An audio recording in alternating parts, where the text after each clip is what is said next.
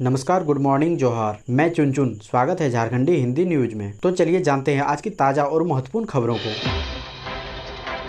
आज की पहली और बड़ी खबर की बात करें तो हाईकोर्ट की सख्त टिप्पणी, कोरोना काल में सेवा के बजाय पैसा उगाही कर रहे अस्पताल। झारखंड हाईकोर्ट के chief justice doctor Ravi Ranjan व जस्टिस एसएन प्रसाद की अदालत में ब्लैक फंगस मामले को लेकर सुनवाई हुई। इस दौरान अदालत ने पीड़ित महिला के देर से इलाज शुरू करने पर कड़ी नाराजगी जताई। अदालत ने कहा कि जब महिला 1 महीने से रिम्स में भर्ती थी तो उसका ऑपरेशन पहले क्यों नहीं किया गया। इलाज में देरी के चलते ही महिला की मौत हो गई है। अदालत ने टिप्पणी करते हुए कहा कि कोरोना काल में डॉक्टर सेवा के बजाय पैसा कमाने की मशीन बन गए हैं, उनमें अब संवेदना ही नहीं रही है। उन्होंने कहा कि मेडिकल कॉलेज में नए डॉक्टर्स को एथिक्स पढ़ाए जाने की जरूरत है। अदालत ने पीड़िता की मौत की रिम्स से जांच की रिपोर्ट मांगी है। सुनवाई के दौरान महाधिवक्ता राजीव रंजन ने बताया कि ब्लैक फंगस से निपटने के लिए राज्य सरकार ने कई कदम उठाए हैं। सरकार के ऐसे मरीजों को मुफ्त दवा उपलब्ध कराई जा रही है। अब तक 160 मामले सामने आए हैं, जिसमें 101 ब्लैक फंगस के मरीज हैं, बाकी 59 अभी संदिग्ध मरीज हैं।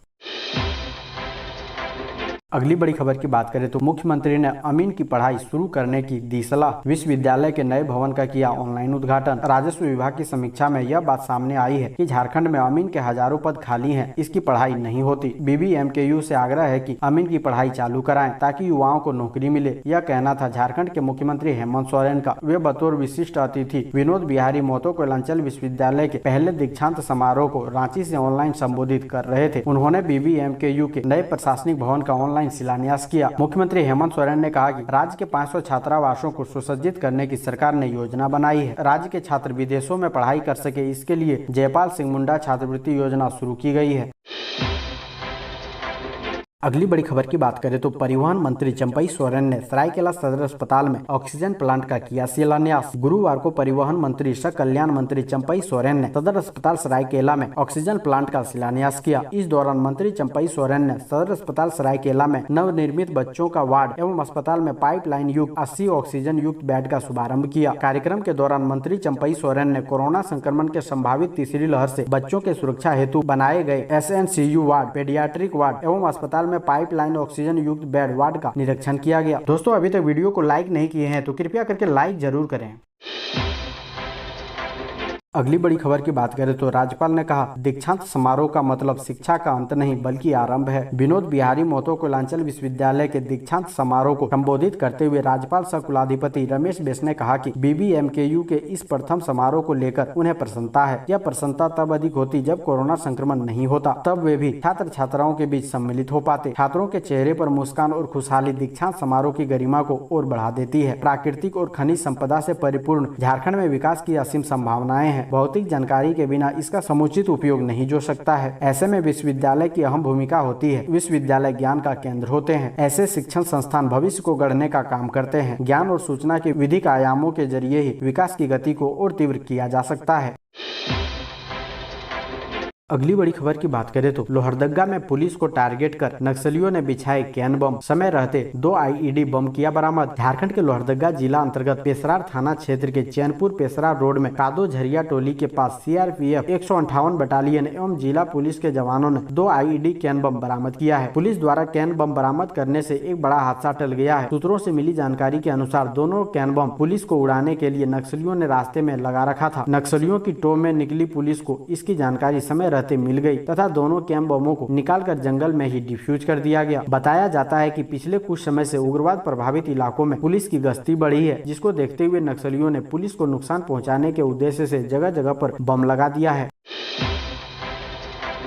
अगली बड़ी खबर की बात करें तो बाबा वैद्यनाथ और बाबा बासुकीनाथ मंदिर खोलने के लिए गोड्डा सांसद निशिकांत दुबे ने की भूख हड़ताल। सावन में बाबा वैद्यनाथ मंदिर आम श्रद्धालुओं के लिए नहीं खोलने के विरोध में गोड्डा के सांसद डॉक्टर निशिकांत दुबे 1 दिवसीय उपवास पर है। डॉक्टर दुबे का कहना है कि इस मेले से जुड़े हजारों परिवारों को भूखे मरने की साजिश झारखंड सरकार रच रही है। कोरोना के मद्देनजर झारखंड सरकार ने बाबा वैद्यनाथ मंदिर और बाबा बासुकीनाथ मंदिर खोलने की इजाजत नहीं दी है। इसी के विरोध में दुबे गुरुवार को भूख हड़ताल किया। वह फिलहाल दिल्ली में है। दिल्ली में ही दिन भर उपवास पर रहे। अगली बड़ी खबर की बात करें तो डॉक्टर रामेश्वर उरांव ने कहा, भाजपा सरकार राष्ट्रीय सुरक्षा को समाप्त कर रही। प्रदेश कांग्रेस कमेटी के अध्यक्ष सह वित्त मंत्री डॉक्टर रामेश्वर उरांव के नेतृत्व में केंद्र सरकार के द्वारा स्पाईवेयर पेगासस जासूसी के विरोध में पार्टी ने राजभवन मार्च किया और धरना दिया। कांग्रेस ने प्रधानमंत्री, गृह मंत्री से इस्तीफे की और इस घटना की न्यायिक जाँच कराने की मांग की है। डॉक्टर रामेश्वर उरांव ने कहा कि भाजपा सरकार राष्ट्रीय सुरक्षा को समाप्त कर रही है, मौलिक अधिकारों और संवैधानिक कर्तव्यों का दिन दहाड़े हत्या कर रही है। विपक्ष के नेताओं और पत्रकारों की मोबाइल हैकिंग होने की जानकारी सामने आई है। इससे ऐसा प्रतीत होता है कि मोदी सरकार निजता का हनन कर रही है। कहा कि यह प्रधानमंत्री नरेंद्र मोदी और गृह मंत्री अमित शाह की सहमति के बिना नहीं हो सकता, इसलिए दोनों को इस्तीफा देना चाहिए। अगली बड़ी खबर की बात करें तो पूर्वी सिंहभूम के पोटका में भूमि विवाद में खूनी संघर्ष, दोनों पक्षों के 12 लोगों पर मामला दर्ज। पूर्वी सिंहभूम के कोवाली थाना क्षेत्र के हेसड़ा पंचायत अंतर्गत बड़ा बगलता में भूमि विवाद को लेकर दो पक्षों में खूनी संघर्ष हुआ था। इस संघर्ष में दोनों ओर से आधा दर्जन से ज्यादा लोग घायल हो गए थे, जिसका इलाज विभिन्न अस्पतालों में चल रहा था। अस्पताल से स्वस्थ होकर लौटने के बाद प्रथम पक्ष के सुचित्र चंद्र मंडल द्वारा कोवाली थाने में निर्मल मंडल एवं अन्य लोगों पर मारपीट एवं जानलेवा हमला करने का मामला दर्ज कराया गया है।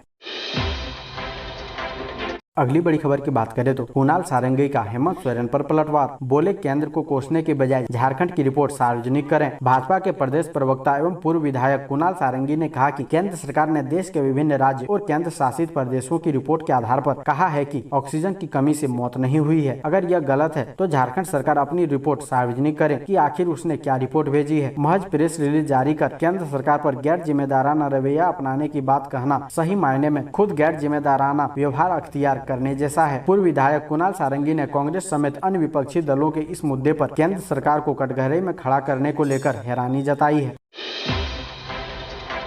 अगली बड़ी खबर की बात करें तो झारखंड बोर्ड 10वीं व 12वीं प्रैक्टिकल परीक्षाओं की तिथि घोषित। झारखंड एकेडमिक काउंसिल ने 10वीं और 12वीं प्रैक्टिकल की तिथि घोषित कर दी है। आपदा प्रबंधन विभाग की अनुमति के बाद झारखंड बोर्ड ने मैट्रिक और इंटर की प्रैक्टिकल परीक्षाओं की तारीख जारी की है। प्रैक्टिकल की परीक्षाएं 23 जुलाई 2021 से 26 जुलाई 2021 तक चलेगी। इसके लिए झारखंड एकेडमिक काउंसिल ने शेड्यूल जारी कर दिया है। जैक के अनुसार सभी हाई स्कूल, +2 स्कूल उन सभी छात्र छात्राओं की प्रैक्टिकल परीक्षा निर्धारित तिथि के अंदर संचालित करेंगे जो प्रैक्टिकल परीक्षा नहीं दे पाए हैं। साथ ही इसी दौरान झारखंड एकेडमिक काउंसिल के वेबसाइट में उन्हें प्रैक्टिकल के अंक भी अपलोड करेंगे। अगली बड़ी खबर की बात करें तो कोडरमा में बिजली बकाया बिल की वसूली को लेकर विभाग सख्त, 5,000 रुपए से अधिक बकाया तो कटेगी बिजली। बकाया बिजली बिल वसूली को लेकर विद्युत विभाग सख्त है। विभाग द्वारा बकाया बिजली बिल वसूली के लिए कई कदम उठाए जा रहे हैं। इसी तरह बुधवार को विद्युत कार्यालय सभागार में कार्यपालक अभियंता प्रणव तिवारी की अध्यक्षता में बैठक हुई। बैठक में सभी सहायक अभियंता के साथ ही विभिन्न बिलिंग व कार्य एजेंसी के प्रतिनिधि शामिल हुए। मौके पर बकाया बिजली बिल वसूली पर चर्चा की गई और आगामी अगस्त माह में 8.5 करोड़ रुपए बिल वसूली का लक्ष्य निर्धारित किया गया है। अगली बड़ी खबर की बात करें तो झारखंड के पलामू में रिमांड होम से फिर एक बाल कैदी फरार, 24 घंटे के भीतर 4 फरार। पलामू जिला मुख्यालय मेदिनीनगर के रिमांड होम से एक बार फिर एक बाल कैदी फरार हो गया है। पिछले 24 घंटे के भीतर रिमांड होम से बाल कैदियों के भागने की यह दूसरी घटना है। इस अवधि में अब तक 4 बाल कैदी खिड़की व ग्रिल काटकर भाग निकले हैं। एक के बाद एक भाग जाने का मामला सामने आने से रिमांड होम की सुरक्षा व्यवस्था पर सवाल उठने लगे हैं। बाल कैदी के भागने के बाद सिविल और पुलिस प्रशासन मामले की छानबीन में एक बार फिर से जुट गया है। मंगलवार की रात भागे 3 बाल कैदियों का अब तक कोई अता पता नहीं चल पाया है। रिमांड होम के एक कमरे में रह रहे 2 बाल कैदियों में से एक नाबालिग बंदी बुधवार की देर रात खिड़की का ग्रिल तोड़कर पीछे की दीवार फांदकर बाहर भाग निकला है।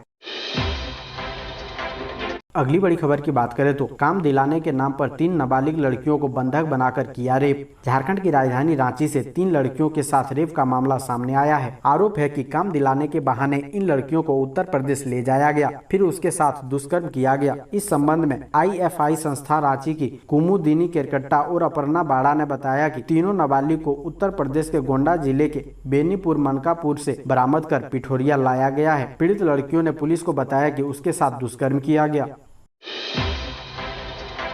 अगली बड़ी खबर की बात करें तो सावन में बाबा वैद्यनाथ का सिर्फ ऑनलाइन दर्शन कर पाएंगे श्रद्धालु। इस बार लगातार दूसरे साल श्रावणी मेला का आयोजन नहीं होगा। बाबा मंदिर में आम श्रद्धालुओं का प्रवेश पूरी तरह बंद रहेगा। श्रद्धालु बाबा वैद्यनाथ का सिर्फ ऑनलाइन दर्शन कर पाएंगे। बिहार सहित अन्य राज्यों से आने वाले श्रद्धालु को सीमा पर ही रोक दिया जाएगा। जिला प्रशासन ने इसकी तैयारी शुरू कर दी है। अगली बड़ी खबर की बात करें तो नदियों का सर्वे कर अतिक्रमणकारियों की हो रही पहचान। रांची जिले के सभी जलाशयों से अतिक्रमण हटाया जाएगा। अतिक्रमण हटाने के पहले सर्वे शुरू किया गया है। नदी के 15 मीटर के दायरे में जो भी निर्माण होगा उसे अतिक्रमण मानकर कार्रवाई की जाएगी। गुरुवार को रांची के उपायुक्त छवि रंजन और नगर आयुक्त मुकेश कुमार ने हरमू नदी के किनारे किए गए निर्माण को लेकर किए जा रहे सर्वे का निरीक्षण भी किया। सर्वे के लिए जिला प्रशासन और निगम की संयुक्त टीम बनाई गई है। अगली बड़ी खबर की बात करें तो घर में पलंग पर पड़ा था विवाहिता का शव, ससुराल वाले ताला लगाकर फरार। कोडरमा के सतगांव थाना क्षेत्र के पूतोडी में गुरुवार की सुबह विवाहिता महिला की हत्या का मामला प्रकाश में आया है। ग्रामीणों के अनुसार गुरुवार की सुबह वरुण यादव की 23 वर्षीय पत्नी कविता देवी की हत्या कर घर वाले घर के मुख्य द्वार पर ताला लगाकर फरार हो गए। इसकी सूचना धीरे धीरे गाँव वालों को मिली तो उनके घर के पास काफी संख्या में लोग जुट गए। इसकी सूचना ग्रामीणों द्वारा सतगांव थाना पुलिस को दी गई। सूचना पाकर डोमचांच अंचल के इंस्पेक्टर निरंजन उराव एसआई पंचम तिग्गा अपने दलबल के साथ घटना स्थल पर पहुंचकर ग्रामीणों के सामने मुख्य द्वार का ताला तोड़े घर के अंदर प्रवेश किया तो देखा कि वरुण यादव की पत्नी का शव घर के ही एक पलंग पर पड़ा है। शव के अगल बगल चूड़ी बिछिया पड़ी थी। एक युवक की पैंट जो कीचड़ से सनी हुई थी घर की एक खूंटी पर टंगा हुआ पाया गया। पुलिस ने शव को अपने कब्जे में लेकर पोस्टमार्टम के लिए सदर अस्पताल कोडरमा भेज दिया। ग्रामीणों के कहने पर घर के ही बगल में छापेमारी कर मृतका के देवर को पुलिस ने अपने कब्जे में लेकर सतगावा थाना ले आई है। साथ ही इस मामले को लेकर सतगावा पुलिस छानबीन में जुट गई है। ऐसे ही महत्वपूर्ण खबरों को जानने के लिए हमारे चैनल को सब्सक्राइब जरूर करें। अब हमें दीजिए इजाजत, मिलते हैं अन्य महत्वपूर्ण खबरों के साथ। धन्यवाद।